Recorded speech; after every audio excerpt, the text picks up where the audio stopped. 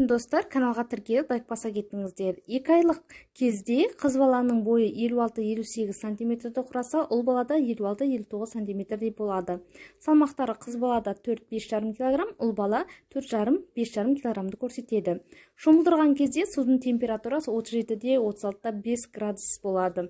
Шомылдыру ұзақтығы 3-8 минуттай жуындырып алсаңыздар болады. Бала ішімен жатып, басын 1-2 минутқа дейін көтеріп ұстай алатын болады. Дыбыс шыққан жаққа жалт қарайды. Осы кезде анасының өз баласына жасаған массажы үлкен рөл атқарады. Дыбыстап сөйлегенге реакция пайда бола бастайды. Күліп дыбыстар шығарады, гуілдейді, заттардың қозғалысына мән береді. Сондықтан кішкентай кезден баламен көбірек сөйлесіңіздер.